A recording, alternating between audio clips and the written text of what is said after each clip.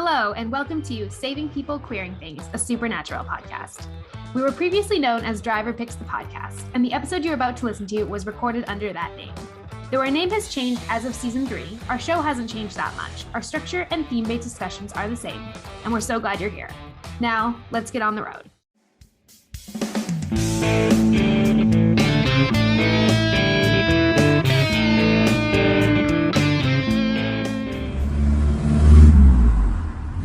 Hello, and welcome to Driver Picks the Podcast, the show where we talk about ghosts, road trips, and free will through every episode of the TV series Supernatural. Today, we will be discussing Season 1, Episode 5, Bloody Mary, through the theme of knowledge.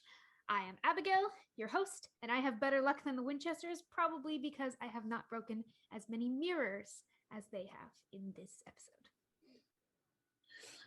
Hi, I'm Claire, and I think if I were to see just sort of a scary woman in my mirror, I would simply smooch her. Rip to the Winchesters, but I am different. I wonder if it would have worked. The power of a good kiss. The power of gay smooching. We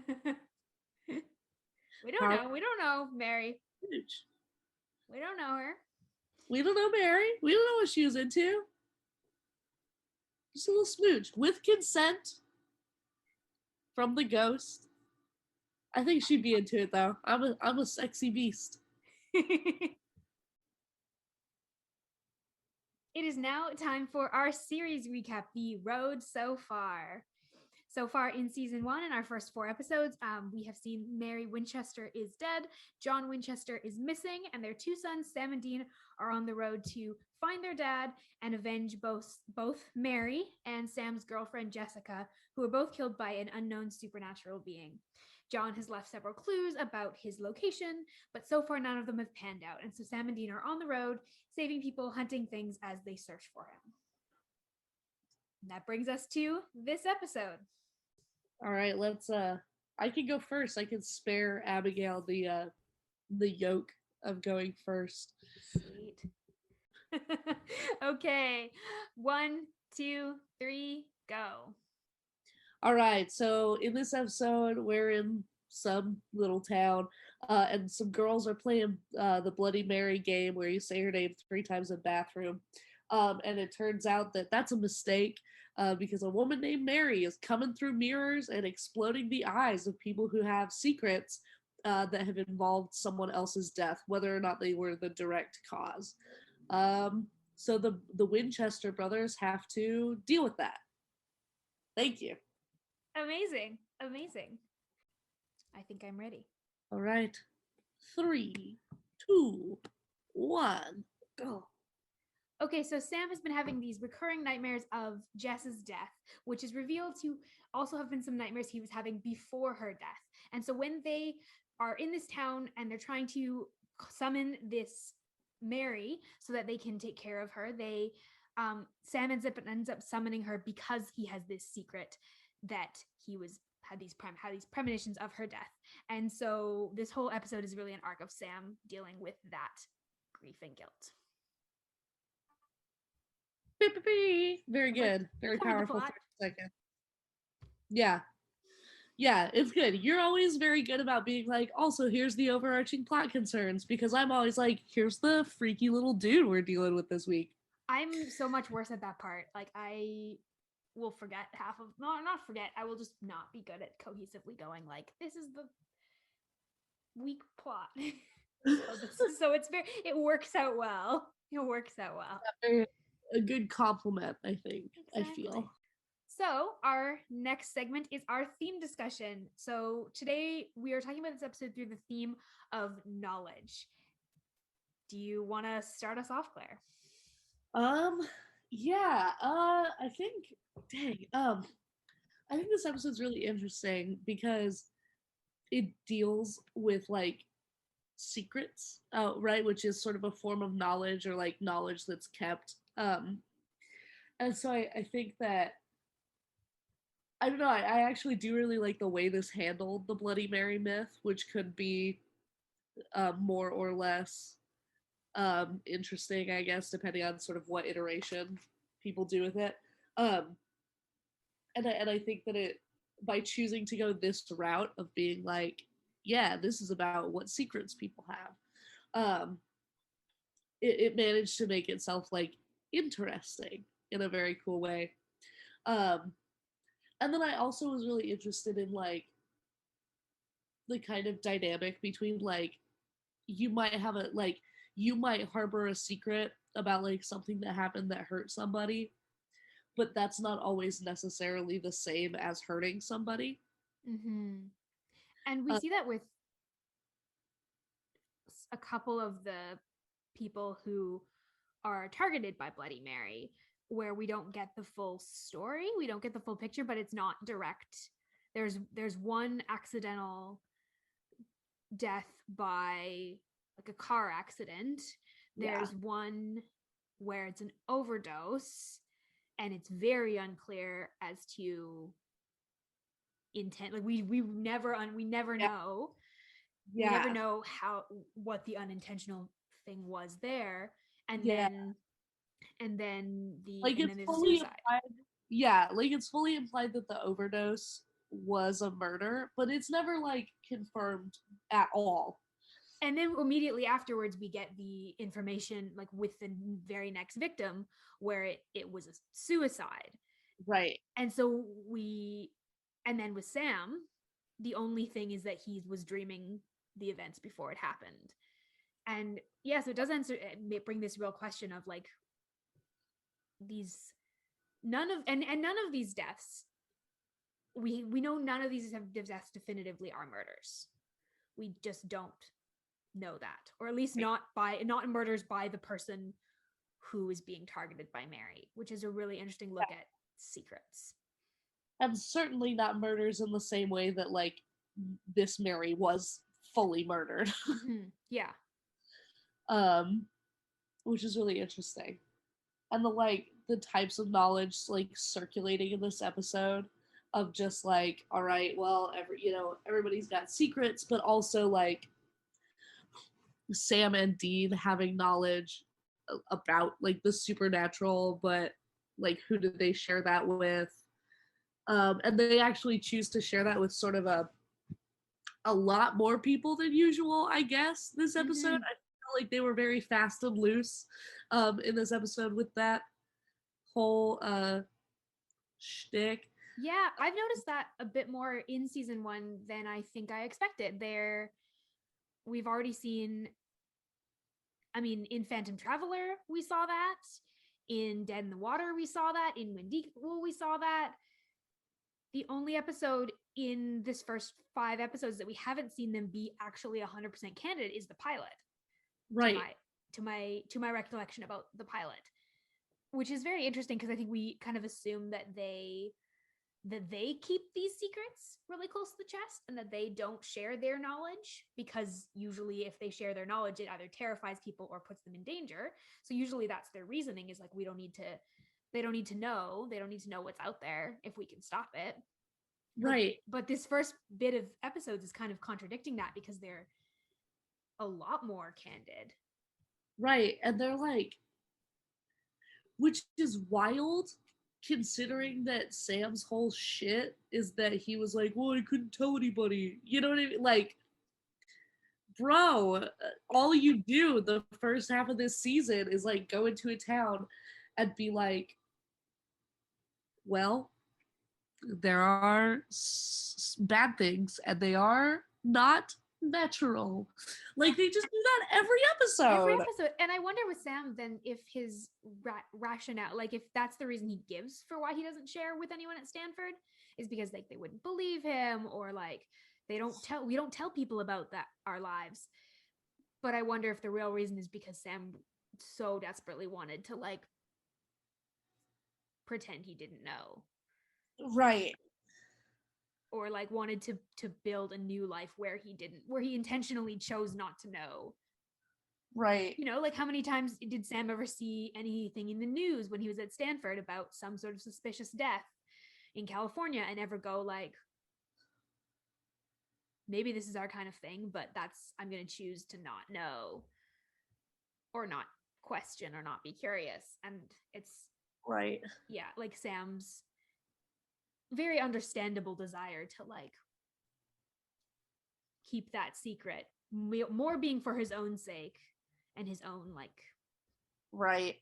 self-protection and like identity. And Which is like also interesting because I know sort of later, I know some of the like stuff that people talk about is how Sam like this, like the hunting thing and Jessica's death and everything are sort of the impetus for the show. Obviously, like we have to get Sam out of Stanford, or else we don't have a show. However, like the way that Sam is characterized, it's like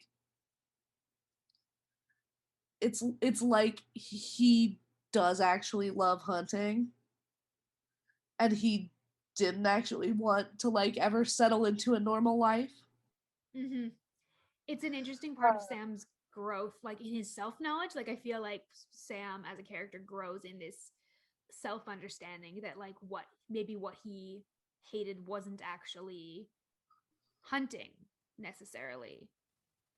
Yeah. I think it was more, I think maybe it had more to do with the way he was treated by John, the lack of independence, the lack of Yeah. like being able to be a leader. Because when we see Sam taking charge in these first few episodes, even, and demonstrating his knowledge and actually able to not be stuck in this like role, this family role that I think he was stuck in. And I wonder if it was more about actually getting out of that than Right. it was about getting out of hunting altogether. And it really, John is the one that's responsible for Right. him entirely closing the door on that part of his life.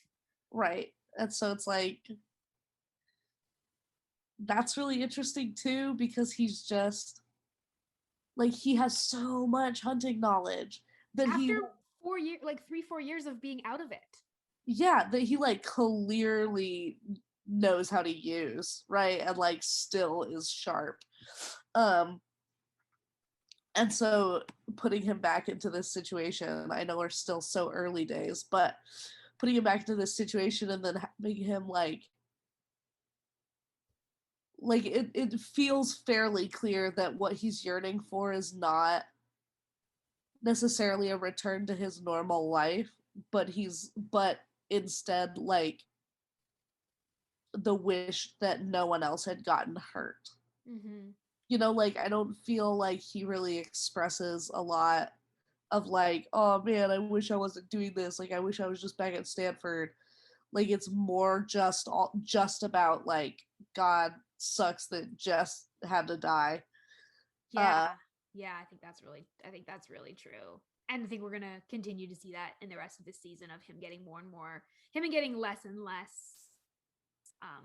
insistent on his identity as a Stanford student, and him Yeah. getting more insistent on like the reason he's here is to find Jessica's killer, to avenge her death, to understand, to know why. Like that again, coming back to that theme of knowledge, like Sam wants to know why it happened. And Right. I thought that was interesting when I believe in one of his dreams, one of his nightmares, Jess asks why. Yeah. And I think that's just, I mean, obviously what's happening in Sam's nightmares is Sam's subconscious. And I think Right. that's the missing piece of his knowledge. Like that's the thing he's searching for right now is Right. why did whatever killed her target her? Why didn't it target Sam? Sam has now been in Right. the room twice for someone dying in this very specific way, and neither time has he been the target. Right. And I think he desperately wants to know why, because that answers the question of like, who am I? Right. And it's so there's all kinds of things happening here with knowledge of like Sam's sort of lack of but yearning for self knowledge, um and then just like half less than half of this episode, but a lot of this episode is just them just like researching. Mm-hmm. It's a very I noticed that, yeah, it's a very like wandering sort of plot. Like they don't, it's not a very dramatic, it's they spend a lot of time doing the mundane parts and talking about all of the different possibilities. Like they don't get to the conclusion. Like when they actually confront Mary, that scene is fairly short. They Yeah, spend most of the episodes just trying to figure out what the heck is going on. yeah, like the confrontation with Mary is almost shockingly short. It's shockingly easy once they know, once they have the knowledge, and like they spend most of this episode looking for that knowledge, which I actually loved. Yeah, it's weird. I actually kind of prefer this to like a super drawn out thing. Yeah, it is so weird that the confrontation scene with Mary is so short because they do spend so much of this episode just like, well, what Mary is it? Who died in front of a mirror? They have like two conversations about the fact that it doesn't make sense if there's no Mary that died in this town. They spend like a couple of conversations trying to figure out why here. Like they really do a lot of digging for knowledge and searching through all of this information that they have and talking about like all of the many possibilities. Yeah, yeah, just the like, just the amount of screen time used to be like, and here they are at the library, and here they are going to Indiana, and here they Yeah. are like doing more research, and here they are at the more, just like the amount of time spent on them being like, well, this is weird, there's not a Mary in this town, is like It's a lot of time. This so episode much. is like this episode is really showing, I think, like the knowledge acquisition process for like how strenuous it is. And it's interesting because we're going to see them give less and less time to research, I think, in later episodes and seasons. I mean, Yes. they'll every once in a while come back to this format of like we spend the first 35 minutes trying to figure out what's going on and the last like 8 minutes dealing with it. But more often, we're going to see them figure out a lot sooner and then have a lot harder of a time actually dealing with it because Yep. there's all these. Whereas like Mary and a lot of the monsters in this first few episodes, honestly, are not. They're kind of it's one thing, and it's Yeah. just about kind of getting the jump on it. Yeah. And you do one thing and it's gone, like Yep. fire, or Yeah, you burn the bones you or burn the bone. Yeah, like they're it's a lot simpler. It's not like we need to get these 4 ingredients for a spell, and to get the ingredients we have to like kill another monster to get to the yeah. simpler Yeah. plots. Yeah, they really start us out at base one. God. I little bit of a different track, but I also was thinking about knowledge in terms of Dean, because Dean knows something's wrong with Sam. And that's the other thing we come back to over and over in this episode. We get a lot of screen time given to Sam's recurring nightmares about Jess. And Yep. every time we have like 3 or 4 conversations where that they have where Dean's like, you're going to have to deal with this. Like, we're going to have to talk about, I'm going to make you talk about this at some point. Yeah, which is shockingly emotionally intelligent for the most repressed man of the century. Super emotionally intelligent in this episode. Like, very much is like, both pushing Sam to share about how he's doing with Jess, but is also able to respect some of those boundaries when like is also able to hear at the end when Dean asks, okay, I gotta know what the secret was. Right. And Sam like plays it off like I don't even know. He plays it off like it's some dumb secret that, can't tell you that fun little secret. But we know from the rest of the episode, and Dean knows as well, that like the kind of secret that attracts Bloody Mary is a secret involving a death. So we know there's something, and Dean knows there's something there, but doesn't push because Sam's not ready to talk about that secret. Right. And like, that's really interesting that at the end of the episode, which typically, I'm sorry, I'm just moving right now. Which typically like is the time in the episode when you get the like, and here's the emotional resolution. Here's where Sam shares with his brother. um True. Unfortunately, we're a podcast, so no one could see the hilarious face I was making for that. Rip. But anyway, it's really interesting that they choose to end it not with that, but with Sam being like, no, I am actually going to keep that secret. And then we get this another shot of Jess, of him kind of seeing, like, quote unquote, seeing Jess on the street corner, and him again being kind of hit with that wave of like guilt and grief. And I kind of also liked that. I liked that choice to not resolve it. I like that we're getting this build for Sam of how to deal with Jess and the loss of her, because it feels very realistic that he's not ready to talk about her, that he's very haunted by her, that he doesn't know that there are moments when he's willing to accept Dean saying it's not your fault, and that there are moments where he's really not able to accept that, and he really is putting it all on himself. Right. It felt, yeah, like less in the sort of trope of the show where they have the big emotional moment and resolve everything, but I think I like it for that reason. Yeah, it's kind of refreshingly different, like shockingly different than what I think we're sort of used to out of them, which is kind of nice. Yeah, it is. I had a question that I thought of. Okay. So when Sam comes up with this plan of, we're going to summon Bloody Mary, this is the best way to get her, is if we summon her, and I'm going to summon her because I have a secret. Is this Sam taking an opportunity? Well, I guess there's three possibilities. One is it's purely strategic. He's like, it'll work. I don't think it's number one. Two is that it's strategic, as well as it's Sam genuinely wanting to confront this secret and wanting to see if he'll discover anything if Mary confronts him. Or three, it's Sam actually being a little bit, because he feels guilty and almost deserving, it's almost him inviting the consequences of Mary coming after him, and inviting the pain of Mary coming after him because he feels like he deserves it. And I'm wondering what you were seeing in his like motivations for suggesting that plan.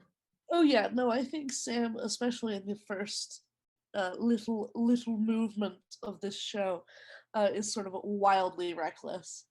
Yeah, and, like in like a dangerous way. Again, contrasting with like often we think about and we talk about in the fandom this persona of Dean being the sort of reckless one, right? Who like doesn't think things through and who flies off the cuff, and who like, you know, is angry and unpredictable and emotionally volatile. And like at the beginning, it really isn't. It's really Sam who's all of those things. Yeah, and like Sam who's like, I know someone with a secret involving death. It's me.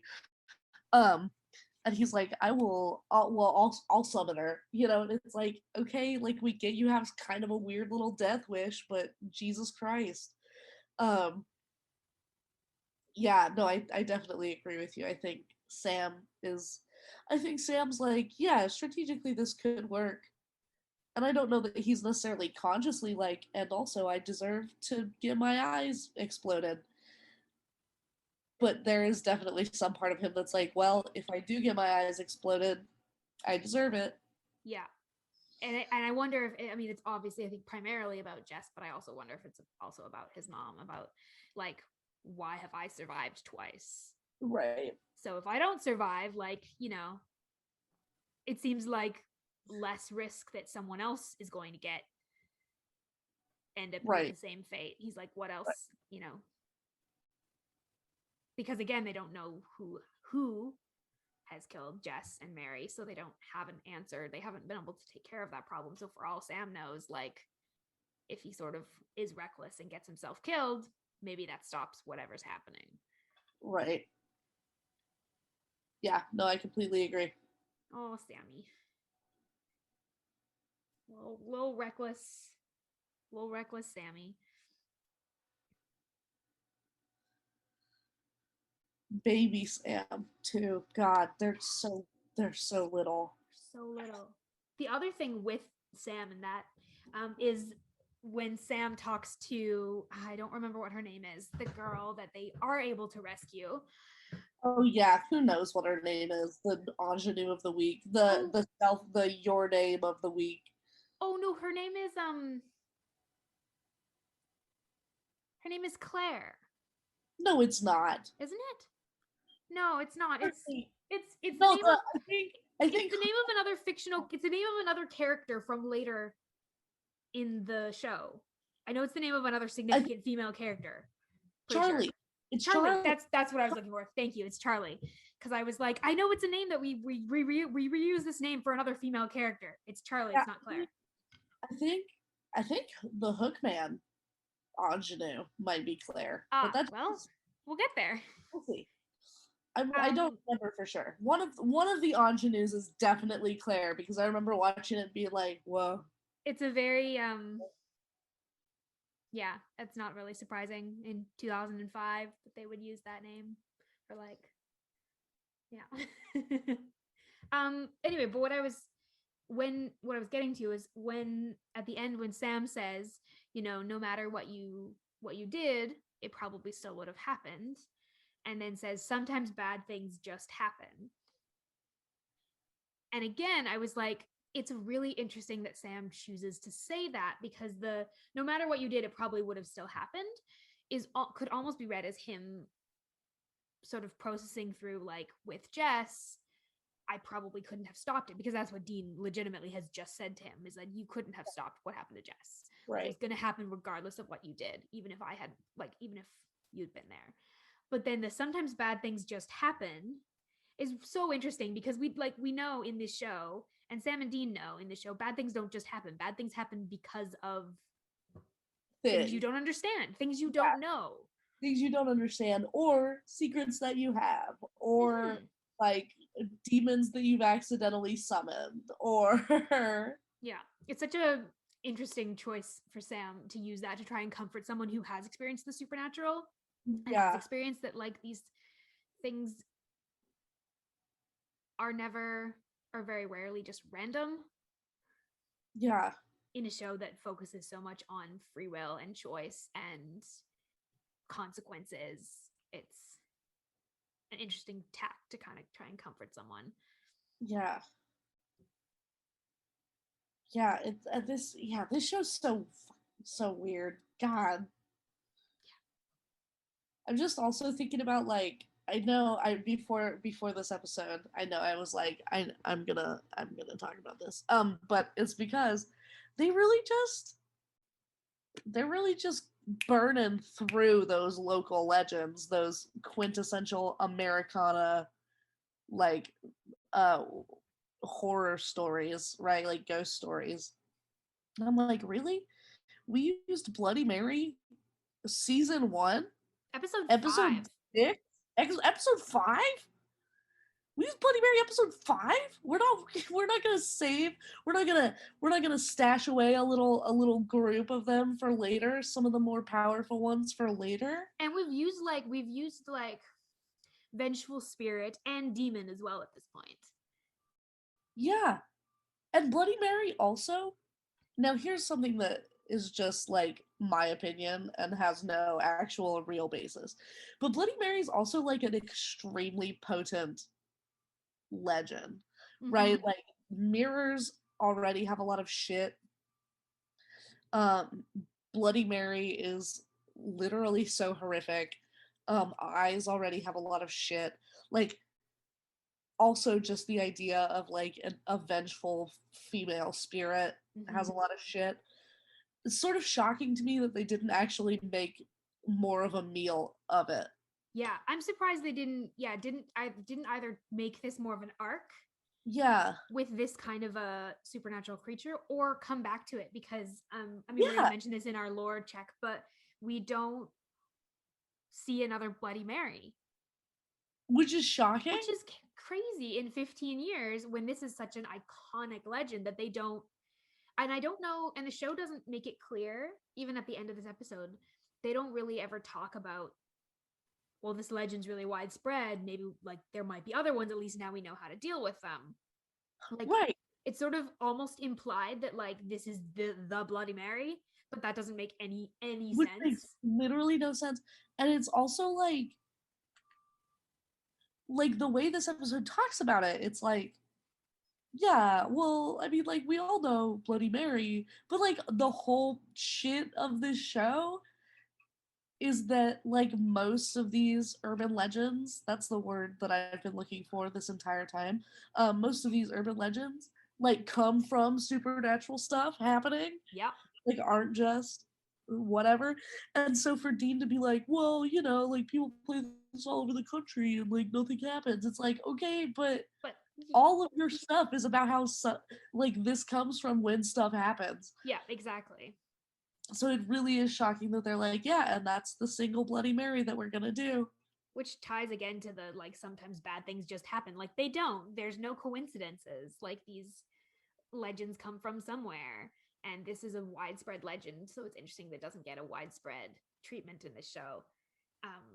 And to your point about the show kind of burning through all of these iconic urban legends, I wonder if part of that is just purely the showrunners not knowing if they were going to get more than a season and then being like, well, if we only get to make one season, we want to make an iconic season treating Right. all of these. We want to get a bit of everything. We want to get the Right. smorgasbord of urban legends. We don't want anyone to be watching the show and be like, oh, why didn't they have a Bloody Mary? That's iconic. Right. But But it this does sell them short for later. really truly did Bloody Mary and then a hand hook doorman car door or whatever like the next day. I'm like, you got God, save something. Our next episode is going to be Shapeshifter. Yeah. And like you said, the following one is a Hookman. Oh, yeah, they just really are like, and here's all the legends. Yeah. Season one. Thank you. We will Yeah. not ever come back to these. Yeah, which that part's unfortunate. But I do like this treatment of Bloody Mary. Like you said, I like the nuance that's given to it. Yeah. It's just shocking that they didn't like go wild with it a little bit more. Yeah, I would have loved to have them had another Bloody Mary show up in like season 7 or 8. Oh, that would have been so cool. And them having to like call back to this episode, them having to like, if it functions in the same way, them having to deal with like late, like, because at this point Sam's the one with like a secret, right? But later on, they both have tons of secrets. Though, that was actually the other thing I was thinking about is that at the end, when they're both confronting the Bloody Mary, Dean's eyes are also bleeding. Yeah, so Dean also has a secret. Dean is there's also a secret, which like we watched later in the show.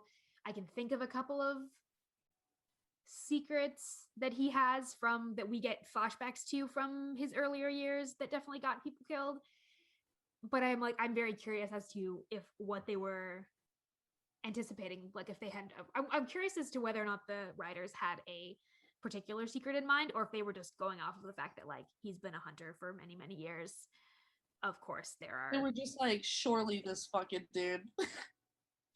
He's got something he's hiding. He's got something he's never told anyone where someone died. Yeah. Ba-da-ba-ba-da-ba. Secrets. Right. Yeah, like, of course. Yeah, that's really I also don't know about that. That is really interesting. Yeah. So next we're going to move into our Going Meta segments where we talk about some of the lore of the show. We track a few different elements in the show and we look at what the show is doing with pop culture and some other fun stuff. So first off, we have significant character deaths. Not one. In this episode, we're into the like middle portion of, well, not the middle portion. We're fully into season 1 and we're going to get a little bit of a Monster of the Week episode kind of shtick for a bit. Yeah. As far as like forwarding the bigger plot, like we do some character stuff, but there's no like big breakthroughs on. No, they still have no idea where John is. Yeah. So our second thing that we are tracking is the Bechdel test. So the Bechdel test is a way of measuring how female characters are treated in stories. And to pass the Bechdel test, a story has to have 2 named female characters. They have to have a conversation with each other about something that is not a man. And it passes, shockingly. Yeah, for the first time so far in this show. It passes. They talk about there one many female characters. Shocking. Which is also a very interesting thing with the Bloody Mary mythos and the way the show decides to focus that in on girls, Yeah. specifically young girls, like preteen and teenage girls, who Yeah. are the ones who are like recklessly saying Bloody Mary in front of a mirror. That's really interesting to me. Yeah. That narrative choice of like And I their, imagine, yeah. like, I imagine if I were the writers, I would be like, well, who is the group that is like primarily playing Bloody Mary? And Mm-hmm. that's probably the correct answer is like girls at sleepovers. Yeah. Um, but yeah, it is really interesting that we get this like a nasty lady ghost, and we get an episode, the first episode that passes the Bechdel test. And it has more than like, I think every previous episode's two, even when it's had female characters, has only had maybe two in the whole episode. And that's at different points. They don't talk to each other. So this is the first one that has like there are three girls at the beginning. There are two girls multiple times. There are a bunch of different, like I think this passes a couple of individual times. Well, two or three, I think. Yeah, which is wild. Our next little check is our lore check. So we've talked a whole bunch already about the Bloody Mary lore. So you already know that lore doesn't specifically return. A small lore thing that I noted is they use both the EMF meter and the night vision camera and then a blue light or a black light. That's not a thing they will use very often, every once in a while. But again, these early episodes have a focus on some of the technical elements of hunting. Like they do more of the like research, figuring out exactly what they need. We're going to see a little bit more of just like monster stabby later. And I like that they have to do, I like that, you know, the EMF meter doesn't do shit in this episode, but the night vision, good old 2005 video camera reveals stuff. Right. And now we got to talk about mirrors, what this episode is known for. There is tons of kind of fan commentary about and a lot of just joking in the fandom about this early episode being sort of the source of the Winchesters' bad luck. They break a bunch of mirrors, and that's why their lives continue to suck for the rest of the show. So when I was watching this episode, I was trying to keep track of how many mirrors do they actually break, because I, in my memory, having not seen this episode for quite some time, remembered there being a lot of mirrors. Like I remembered the scene where they're in the antique store, and I remembered there just being a whole whack ton of mirrors that they smashed. When I actually slowed down and counted, I counted Sam smashing 2 mirrors, and I counted Dean smashing 2 mirrors, which is less than I thought there was. And so then Dean's comment of like, oh, that's got to be like, what, 600 years of bad luck? Because I mean, it's 7. Usually it's 7. That's the... Yeah, it's typically 7. Yeah. And so, it's like, he's like, there's going to be like 4 million years of bad luck. Like, he makes, so like, bad joke. But it's like, yeah, there are a lot of broken mirrors in this episode, but it's not that bad. Well, and they don't break most of them, you know? There's other one-off characters that break mirrors, but they only break like 2 mirrors each. And I went and tried to corroborate that my counting skills on the internet, and also kind of got the same number. And then I realized, so they both break 2 mirrors. That's 14 years of bad luck. This show will continue to go on for 14 more seasons after this point. And that was almost certainly not an intent of the writers in this episode, but I found it really hilarious. There is an episode in season 15, and this is not really a spoiler. There's an episode in season 15 that is all about luck and about the Winchesters' experiences with luck. And I think that's way funnier when you think about the fact that they would have just run out the bad luck from this episode by the time that episode occurs. Yeah, which is buck wild because Supernatural is so good at being like, we didn't think things through, but boy does it connect. And it's like, what? What? How? This sucks. I'm so mad. This should not be good. I'm angry this is good. I'm angry these things connect from 78 seasons ago when I know that these little men in the writers' room weren't like, it's been 14 years since the Bloody Mary episode. This would be really funny. No, no person, no person was thinking about that in the No, writers' room. the only people that were thinking of that are the batshit crazy fans like us Yeah, who yeah. have done the math to figure out these insane connections after 14 years. That's fucked up. Yeah. Yeah. I can't believe that. That's a mess. Was there any other lore stuff that you noticed in this episode wanted to comment on? No, I think that's pretty much it.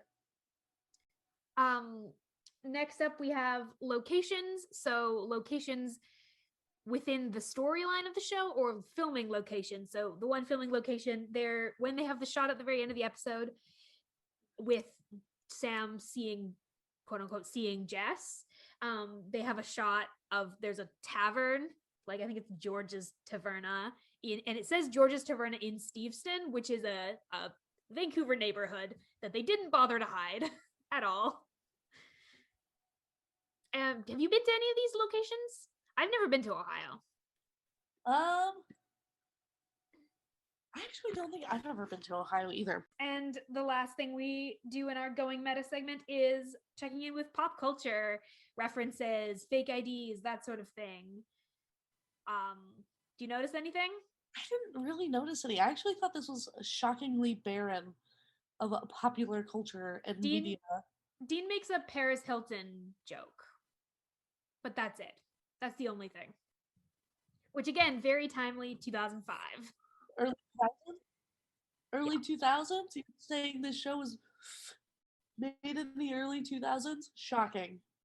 So we've got one more segment, and today we're doing our very first theory check-in. So Claire, do you have a piece of theory, queer theory, feminist theory, literary theory, any other kind of theory that can bring something to the way we understand this episode? Okay, yeah. So the piece of theory that I have to bring to this is the piece of theory that I'm likely going to just be bringing to probably most of these. But it's I like to refer to this as the bitchinest little essay any academic ever wrote. Um, high praise from someone in academia. In that little evil world. It's such a great essay. I love it so much. I like reread it sometimes just because it like gives me chills. It's a banger, a bangerangin essay. Anyway, it's called Monster Culture: Seven Theses by Jeffrey Jerome Cohen, who is I think right now he works at like Arizona State, but he's the sort of father of monster theory, which is this really cool like literary theory. Literary sort of cultural theory. Anyway, um I'm bringing that essay to bear because it just talks about how like the monsters that different cultures create are not necessarily about like what is actually like things that are actually monstrous. They're about the things that like we are culturally afraid of, right? And so like one of the big examples is like Grendel in Beowulf represents the fact that like the Anglo-Saxons were really afraid of outsiders, were really afraid of like people who didn't follow the sort of rules of not only like battle and engagement, but also just like the rules of how you acted in society and different things like that. And so this essay talks about like one of the things that is really like common of monsters is that they're really hard to categorize, which I think works here really well for Mary because she inhabits this different space than a lot of the other monsters I think in the show where they're like clearly just like horrifically monstrous. But for Mary, like we learn her backstory, and her backstory is so awful.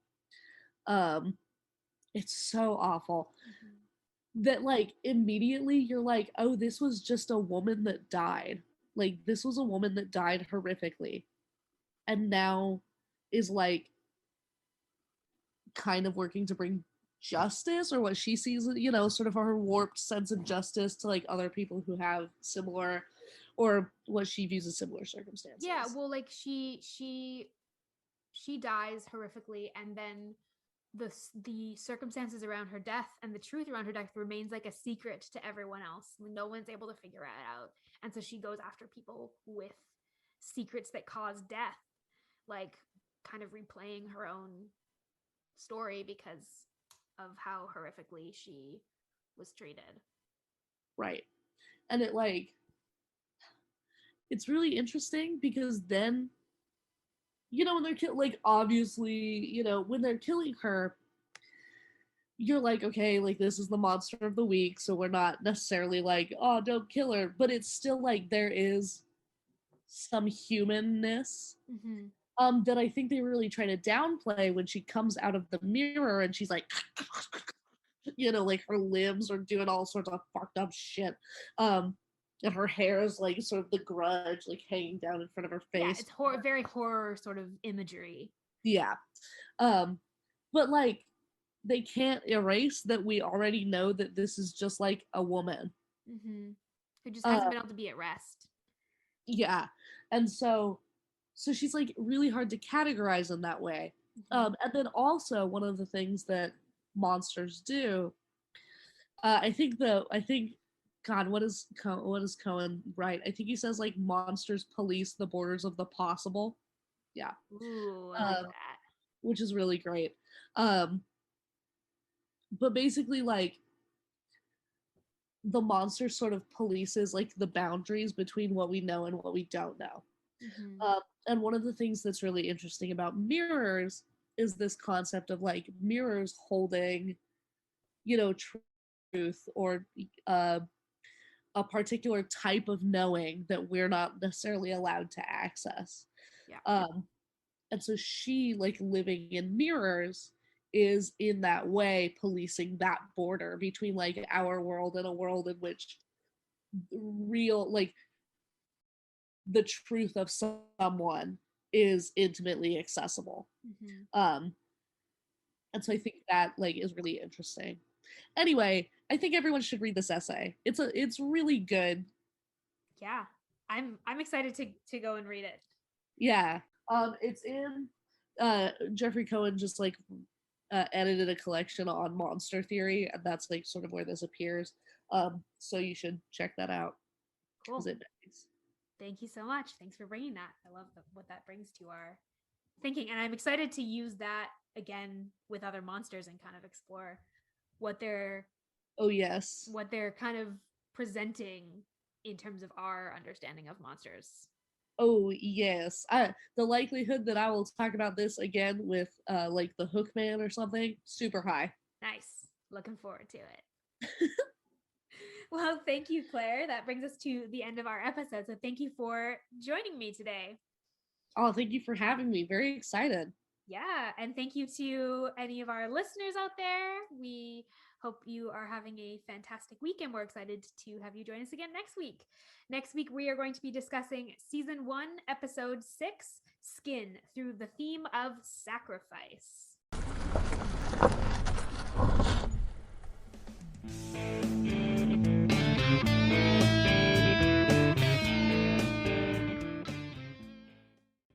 A note to our listeners.